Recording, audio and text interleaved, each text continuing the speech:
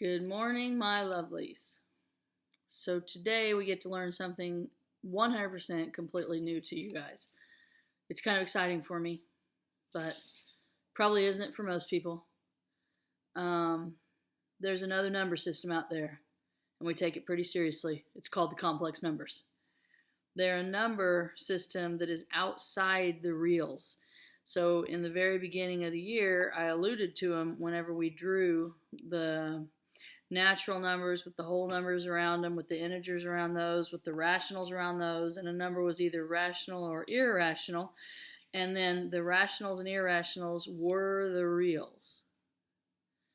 Now we've got another circle around that, and that's as high as you'll get in high school math, is that outer circle, and it's called the complex numbers. And just like when negative was absurd and nobody wanted to believe in it, or zero was absurd and nobody wanted to believe in that, they came across the same criticism. It was written, the imaginary expression, the square root of negative a, and the negative expression, negative b, have this resemblance that either of them, occurring as the solution of a problem, indicates some inconsistency or absurdity. As far as real meaning is concerned, both are equally imaginary, since 0 minus a is as inconceivable as the square root of a. So think about that. They're just talking about how early on, over 1,000 years ago, thinking about the negative of 5, negative 5, was just as absurd as taking the square root of a negative number. Mathematicians basically had come to a standstill until imaginary numbers. And the fact that they gave it the name imaginary is kind of sad, because it was not intended. Somebody made fun of it and it stuck. But a complex number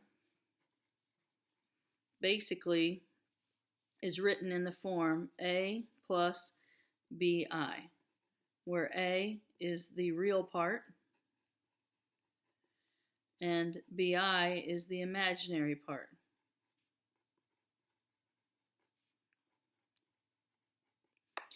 So you see, all real numbers are complex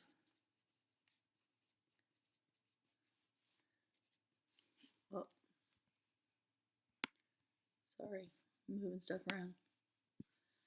Are complex since they could have a plus 0 i's. They just don't have an imaginary part.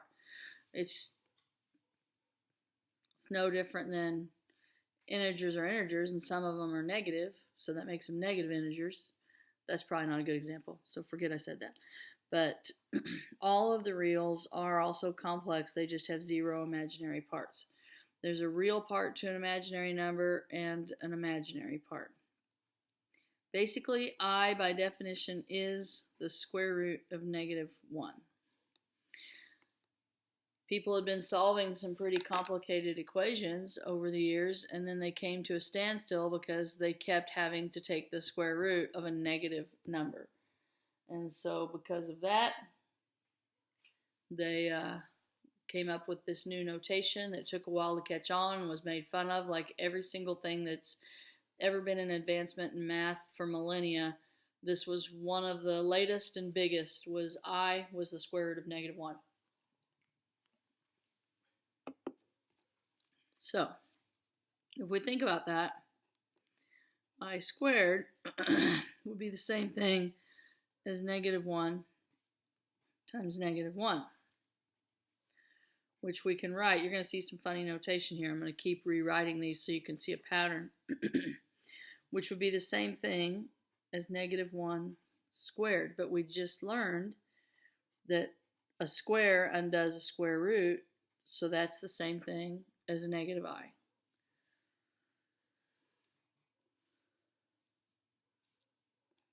I cubed is going to equal an I squared times a square root, or times an I, which we know is the square root of negative 1, which is I,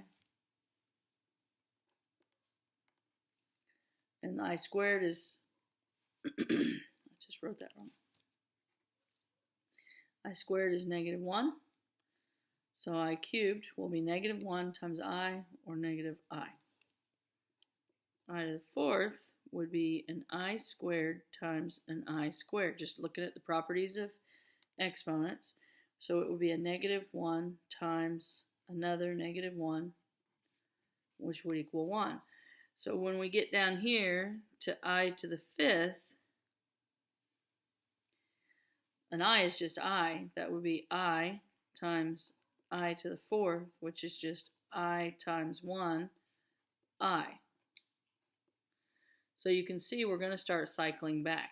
And I could write like I to the sixth a bunch of different ways. I could write it as I to the fourth times I squared. That would be 1 times negative 1. I could write it as I to the third times I to the third. That would be negative I times negative I. Negative times negative is positive. I times I is I squared. I squared is negative 1. So I could write it as I to the fifth times I. The point is it's going to be cyclic. Let's do I to the fourth times I squared for giggles. I squared is negative 1. Well, we better do I to the fourth first, since we wrote it first. 1 times negative 1 is negative 1. So you can see we've got a cyclic pattern here with our powers of I. So I is I squared is negative 1, I cubed is negative I, and I to the fourth is 1. And it's going to continue in that pattern. So if you have to simplify the powers of I,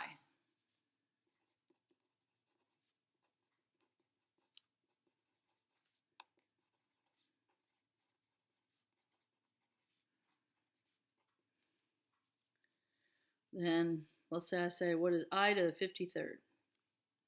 Well, you need to figure out how many times this cycle has ran its course. And you can do that by doing long division on 53. See how many times 4 has divided into it. Remember this long division from elementary? I hope you guys catch my mistakes as I do them. The remainder is what part of the cycle it's on.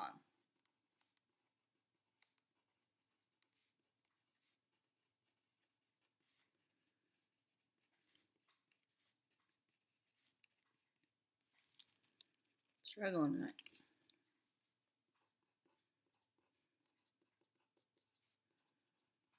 So, therefore, I to the 53rd is the same thing as I to the first, which is just I.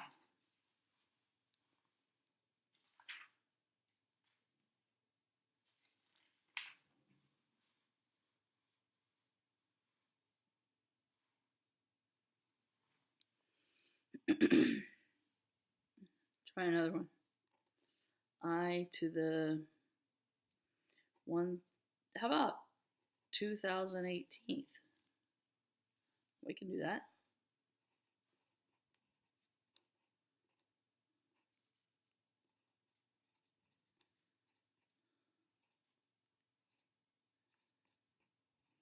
Didn't need to do that really.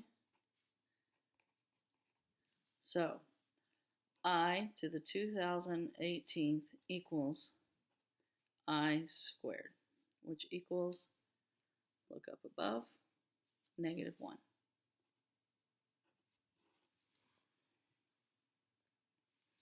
Let that soak in.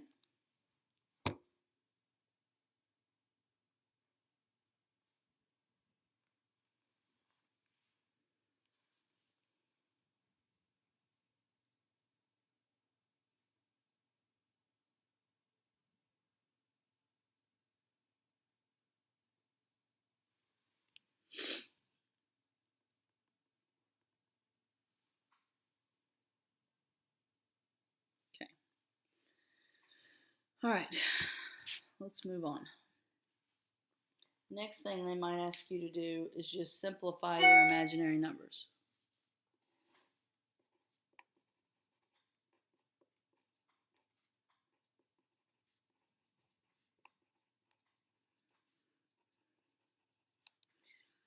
So we got to be careful here, because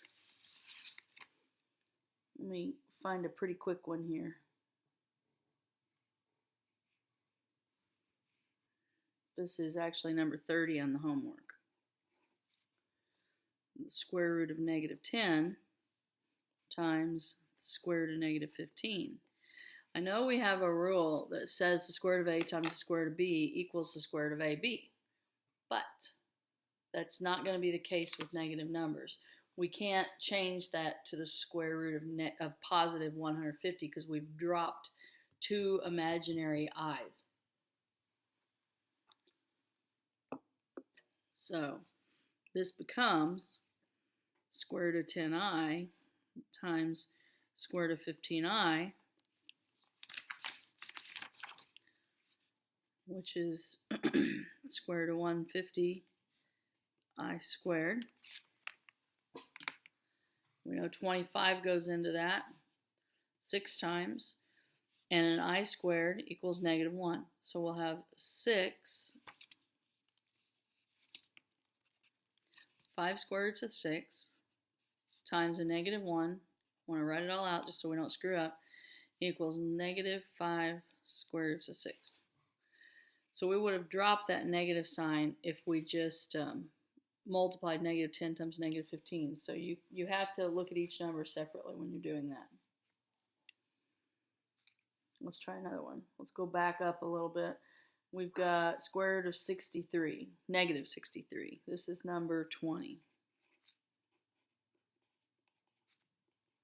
So from the very beginning, you need to realize that this is the same thing as the square root of 63 times the square root of -1. And that's where your I comes from. And then you think to yourself, what goes into this that might be a perfect square? Well, 9 goes into that. 9 will come out as a 3. The -1 becomes an I, and you still have square root of 7 inside. So I'll write it underneath. This is 3 square roots of 7, and this is an I. Often your textbook, let me look at what this book does. Yeah, often your textbook is going to put the I first, even though that's not in appropriate form. In appropriate form, it would write it as 0 plus 3 square roots of 7i. This would be called complex number form.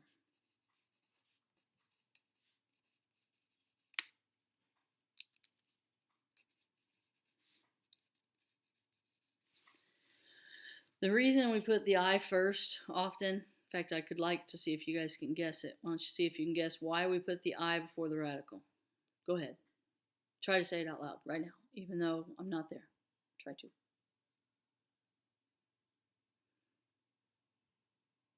Correct.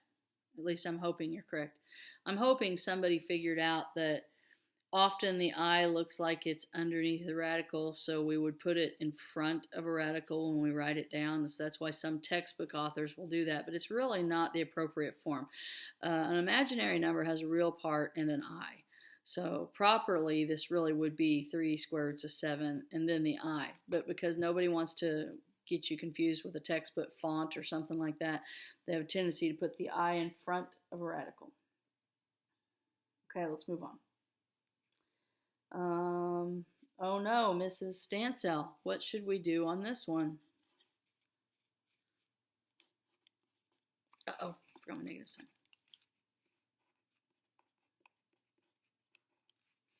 Now you'd like to say negative over negative, it just disappears, but we've already said, like on number 30, that that rule doesn't apply. So we do have some i's that are going on right here. However, since they are divided by each other, they will chuck off. And you can simplify. So this would be 3 square roots of 5i, and this would be the square root of 5i. So we are left making sure with just 3. Yep. By the way, you can't run around with your eye down, but that wasn't a problem yet. So let's see if we can. I don't think we have to worry about that today. Hey, my phone's ringing. I gotta push pause.